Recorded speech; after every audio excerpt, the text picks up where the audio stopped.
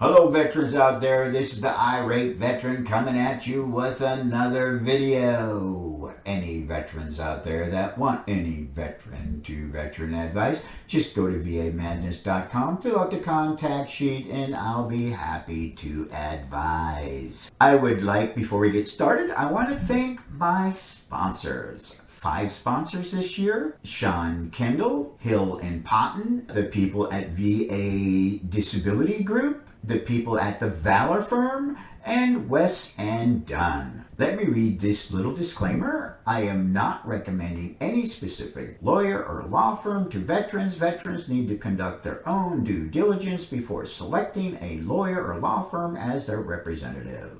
That's enough about that. Let's get into our video.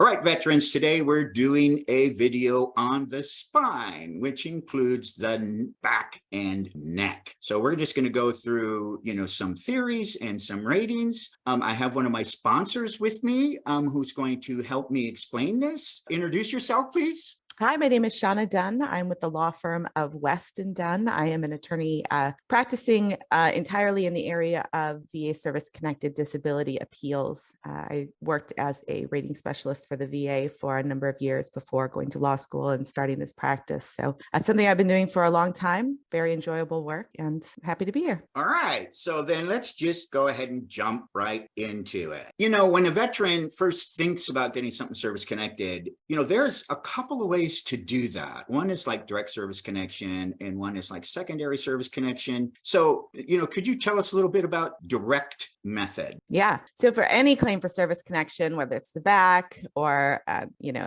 cancer, mental health, any service connection claim under the direct theory of entitlement, you have to provide evidence meeting 3 elements. So the first element is generally considered an event in service. So something happened in service, and we're talking about the back today. That would generally be some sort of back injury or some sort of repetitive parachuting, some sort of trauma to the back in service, whether it's a singular injury or kind of a cumulative wear and tear type claim.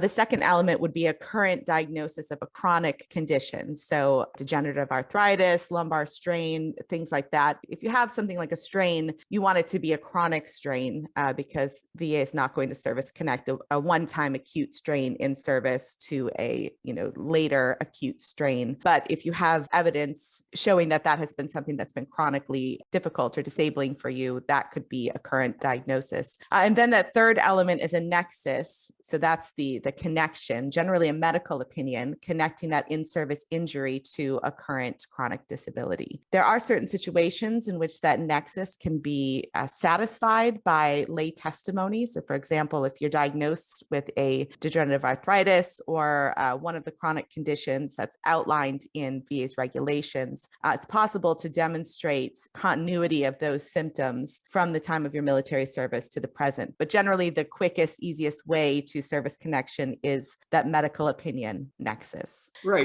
When a veteran, let's say he writes a statement saying his symptoms continued after service, would it help if he also had witness statements to verify that? Yeah, absolutely. So I always tell my clients, not only is their testimony very relevant, but testimony from anyone who knew them really at any point in the period between their military service and the period from which we have medical records showing a current chronic diagnosis is relevant. So it doesn't have to just be military buddies. It could be parents, siblings, spouses, children, even coworkers, anyone who can say, I witnessed this veteran struggling with this particular complaint, and then they can describe at what point in time. And so we'd like to piece those statements together to kind of form a cohesive story of the continuity of that particular condition. And then obviously medical records are incredibly helpful. So if you've got medical records that show, even if it's 20 years post-service and your medical record shows I've been struggling with this for decades, that's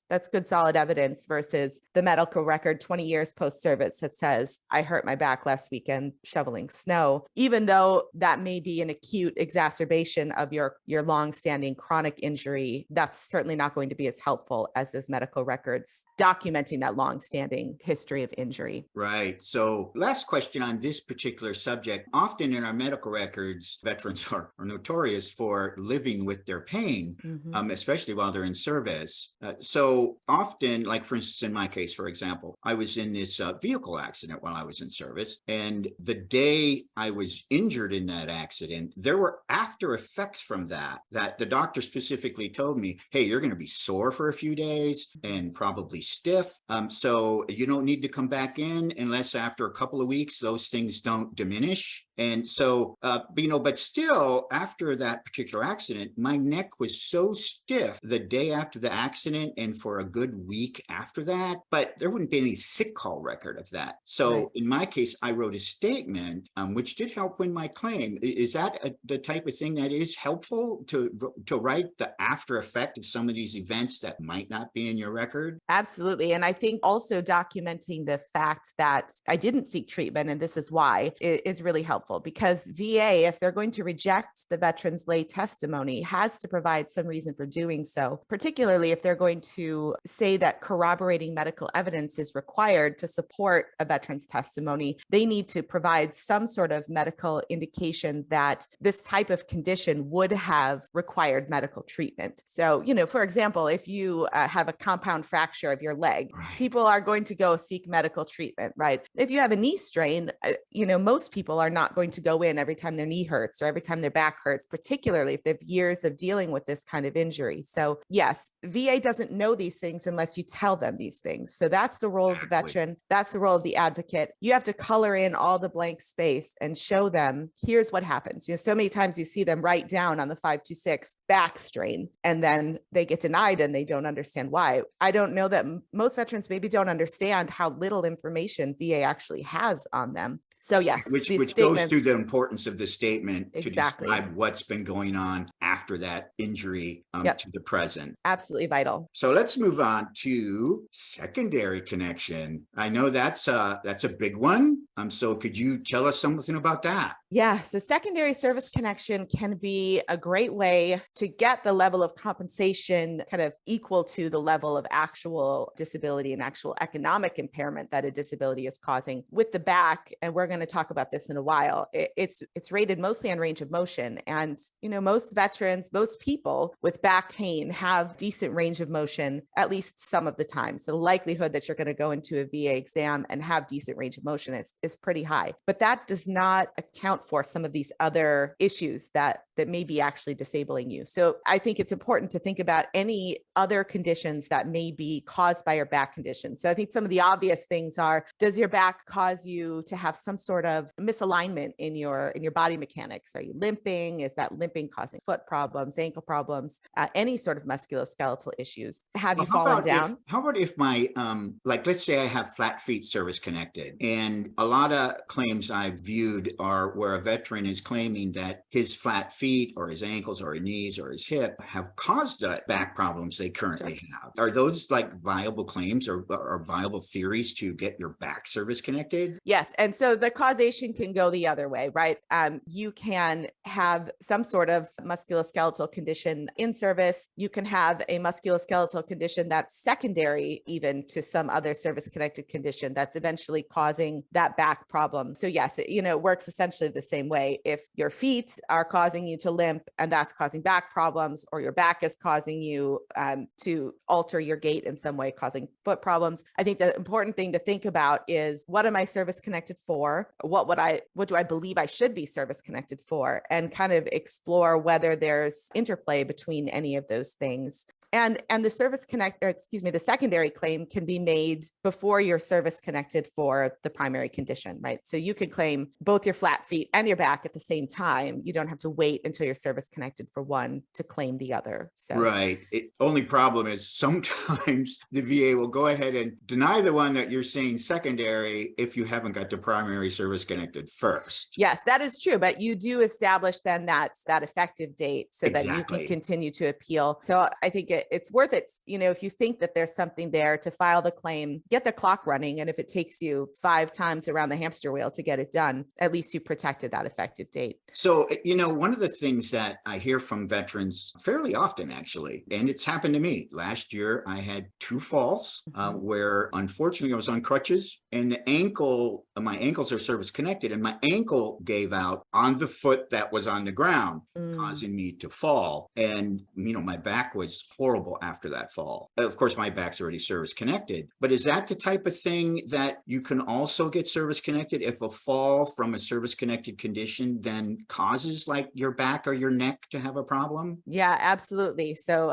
falls are, I think, one of the big things that you see in musculoskeletal conditions. If your knees are unstable, if your ankles are unstable, if you have, say, a nerve condition causing foot drop and you're dragging your leg and that causes you to fall, there's all kinds of situations where this can come up, but certainly the chronic after effects of a fall can be service connected. So were you to fall and you're back for a month, that's not going to be service connected. But if you fall and it causes a true chronic back disability, then that can certainly be service right, which connected. is the importance of seeking medical treatment after the fall. Right. So the secondary element really replaces that in-service injury element that we talked about in the first direct service connection slide. So you're still going to have to prove that you have a current disability, and you're still going to have to prove that there's a nexus between the two things. So you still have some work to do, but it does provide another theory of entitlement. All right. So I think we beat that one to death.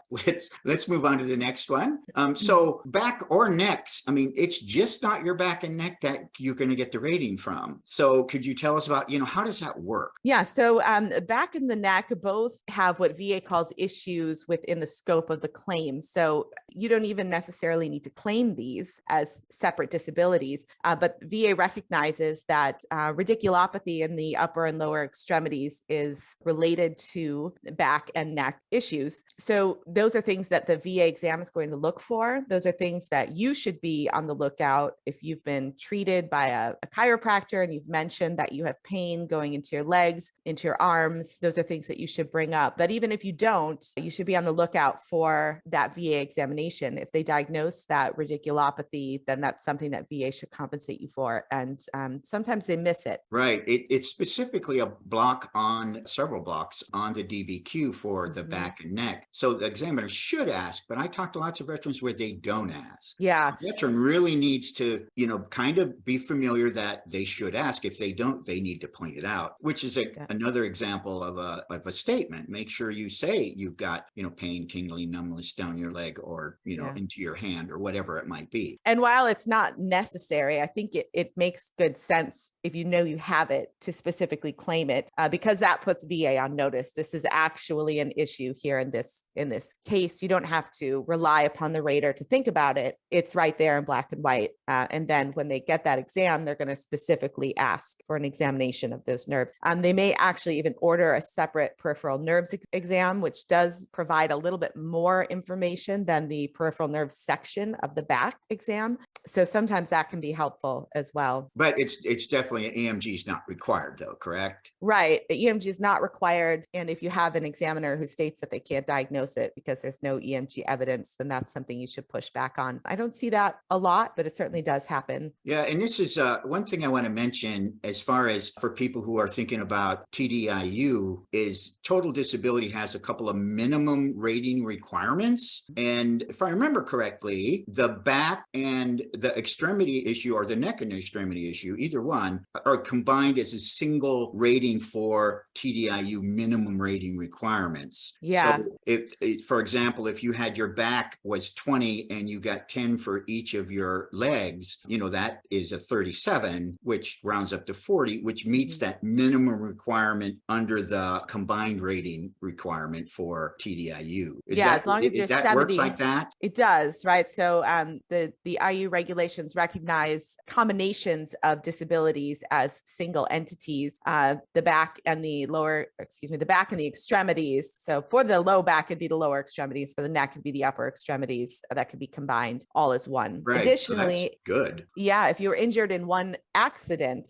and you have back and knee and hip problems, all of those stem from one event. Those can also be combined. Wow. So that's good information. So let's move on. There are things that note 1 under the general rating schedule for the neck and back, which we'll be going into in a minute, specifically notes that if they find some, other issues, right, that they should be evaluated separately. But there are other things that might stem from a back or neck injury that a veteran should probably document and talk about, and maybe possibly get those service connected. Yeah. So I touched on this before when we were talking about secondary issues. This is just the reverse causation, right? Whereas your feet can cause your back disability, your back can cause a disability in any number of areas of your body, right? Headaches, GERD, OSA for the neck, all good secondary claims. Mental health issues, for a veteran who is used to living an active lifestyle and now no longer can. Those are very strong claims. There's really, you could have issues due to the medications you're taking for your back condition. So there's all kinds of things, really. So it's important to spend a little bit of time and think about really how your back impacts you in all ways. Got to put that thinking cap on. Yeah. So let's move off of that. Now let's actually get into one of the fun parts, which is the actual way that they measure for rating purposes. And I'm going to let you explain that. So as I said earlier, the rating schedule for the back and the neck is really heavily driven by the range of motion. And you could see here in the slide,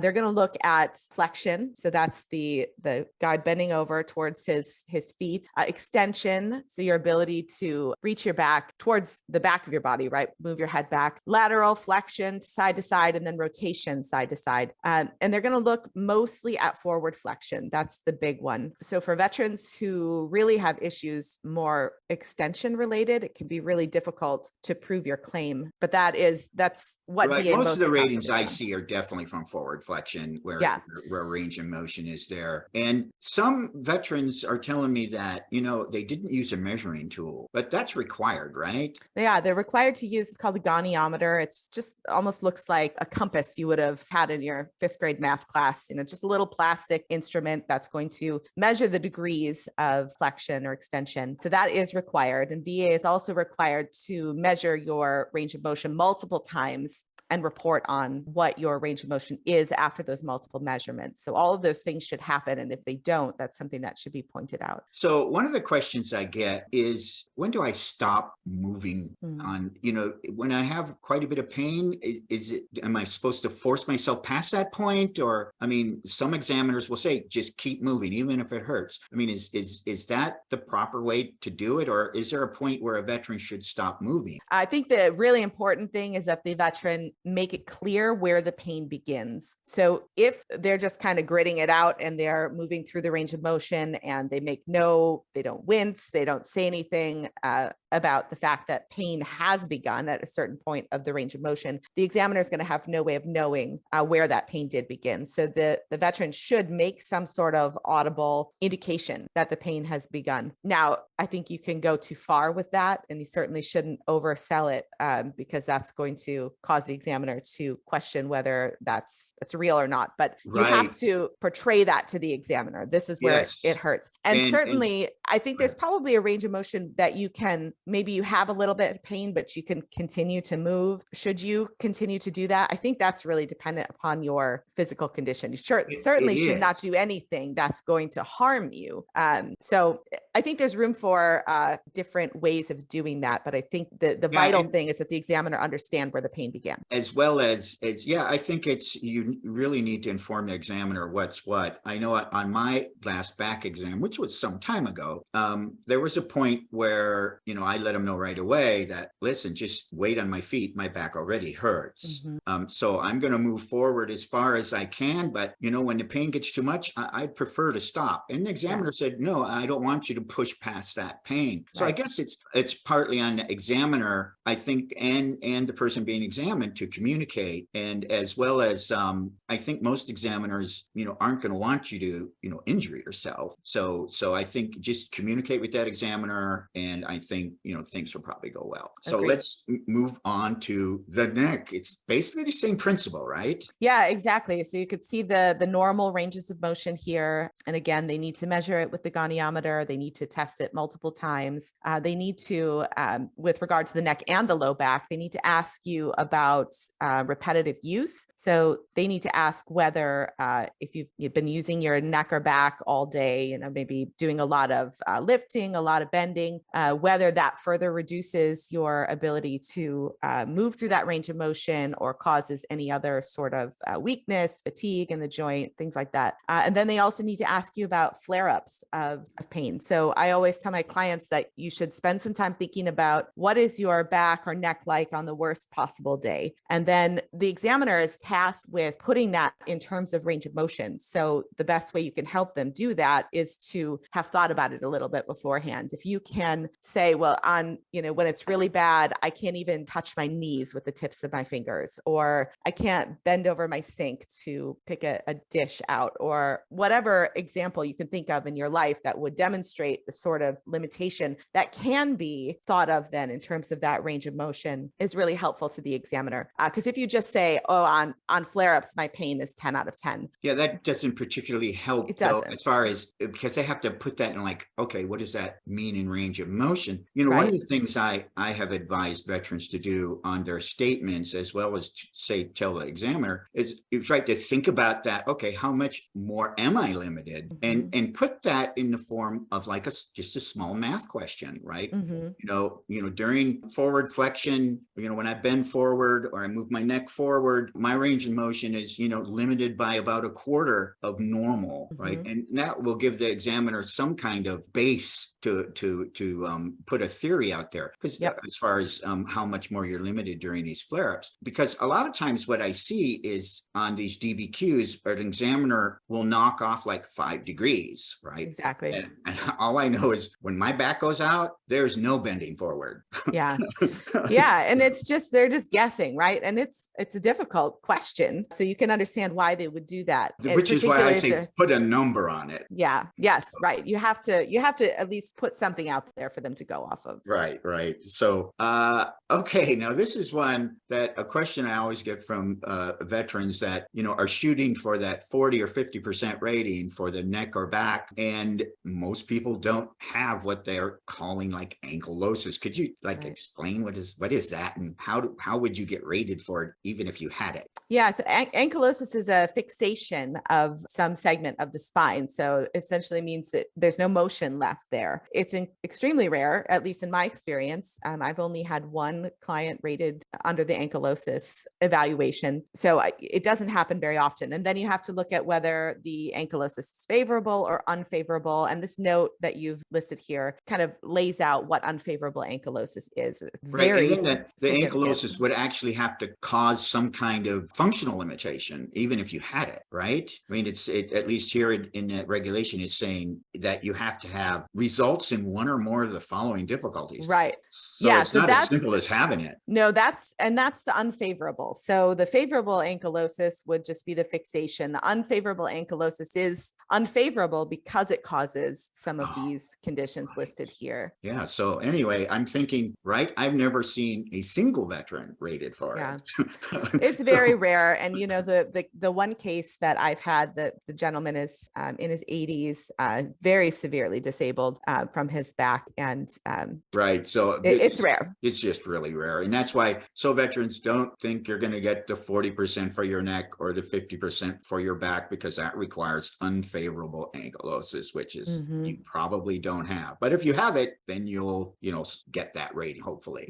So tell us about, okay, so we're going to break the schedule down in a little more detail here in a minute, but generally speaking, how do these ratings work? So again, we've talked about this a lot, but the main thing VA is looking at is going to be forward flexion. And you can see that as you look through the rating schedule here. The 10% evaluation is the minimum for anybody that has any level of painful motion. So you could see in the regulation that you've posted here, 38 CFR 4.59 regarding painful motion, VA has recognized that any painful joint should be evaluated at a minimum of 10%. So if you go to your exam and you have any pain in that range of motion, the 10 is your minimum. Now, to get beyond that, you're looking at needing to have some significant reduction in that range of motion, or the 20% also allows for muscle spasm that causes an abnormal gait or an abnormal spinal contour. So you're looking at the lordosis and the kyphosis of the back, the normal curvature of the spine being changed by muscle spasm or guarding. So let's move to that slide, which is the 10 or 20%, where it really talks about what you were just talking about, where, you know, the guarding or the spasms or the abnormal contour. And is that something that you need to have identified beforehand, or is the examiner going to be specifically looking for those things? That's part of the back DBQ. So they will be specifically looking for that. And there's essentially two check boxes there for them to respond to. One, do you have muscle spasm or guarding? And then two, has that muscle spasm or guarding caused an abnormal gait or an abnormal spinal contour? So just having muscle spasms isn't going to get it done. You have to have those additional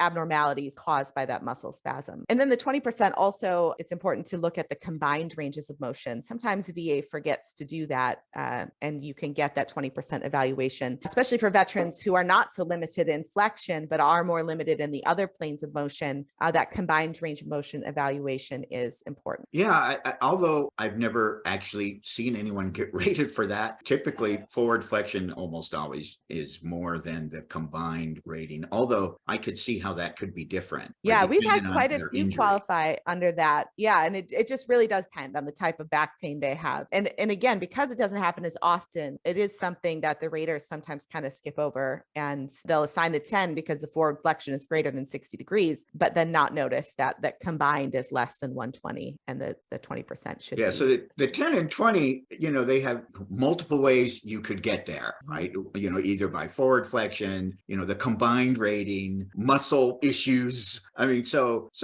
it would be hard, definitely, not to hit the 10 scale. Yeah. Right? Especially if you have pain, for sure you're getting a 10, but the 20 isn't that much greater as long as examination is thorough. Yeah, and if the veteran has really worked up his claim, right? If they have provided the statements necessary to show what pain is like on flare-up, the 20% is very attainable. Yeah, you would think with flare-ups, I mean, I don't know anyone, I mean, I know plenty of people with back problems, and I don't know anyone that doesn't have these flare-ups, to where, right. I mean, I almost don't know how you can't hit the 20% level. Anytime I see someone with 10, I think they're probably underrated. But anyway, so the 10 and 20, you know, not that difficult really to hit, but now we're talking between 30 and 100, we're talking, all right, different story. Yeah, it is much harder to get these evaluations from 30 and up. And you can see the rating criteria are a lot simpler. There's really only one way to do it, and that is with extremely limited forward flexion or favorable or unfavorable ankylosis. So it's the measurements really matter here. And the flare-up really can get you to 40. Like 40 is not unheard of if you've done a good job of papering your file. And, you know, some people just don't have a back condition that's that severe. That certainly happens, right? Particularly, you know, maybe you're younger and later on in your life, that's going to be something that's going to impact you. But if your back condition is relatively debilitating, that 40% is doable if you have adequately described and gotten through to your examiner just how bad the flare-ups are. One thing I do recommend is to have a relationship with a local chiropractor, physical therapist, somebody that you can say, I need to get in today so that you can measure my forward flexion or my range of motion in general on a day that you're having a really bad flare-up. Get there and have a medical professional do it. That's going to be the best evidence you can present. That's a really good idea, right? When you have this really bad flare-up, get someone to measure it. Then there's no one can say that it's different. When you got a professional who actually made a measurement. All right, great information. All right, so there's another way for our back to get service connected depending on what you're diagnosed with. So tell me about 5243. Yeah, intervertebral disc syndrome is a back condition involving herniated discs and some irritation of the nerves, right? So you're going to have some radiculopathy symptoms and back pain as well. And it's rated based on the total duration of incapacitating episodes. An incapacitating episode is defined as a period of doctor prescribed bed rest, which I don't know if there was ever a time that doctors prescribed prescribed bed rest 4 to 6 weeks for a back condition, but it's unheard of today, unless maybe you're in traction from some kind of major accident. But, most doctors are going to tell you to keep moving around at least a little bit. So it's very unusual to get service connected under this particular diagnostic code. So even if you're diagnosed with it and you don't have bed rest, then it reverts to the general rating schedule, right? Exactly. Right. So you could still just get service connected based on the range of motion. And that is the more likely scenario. I have seen people rated under this code. And I think, they did not have the bed rest required and they got a rating under this code anyway. I think from a rater who is just like, I think this higher evaluation is warranted. And so I'm going to give it, but it's certainly not the usual. Yeah, I haven't had anyone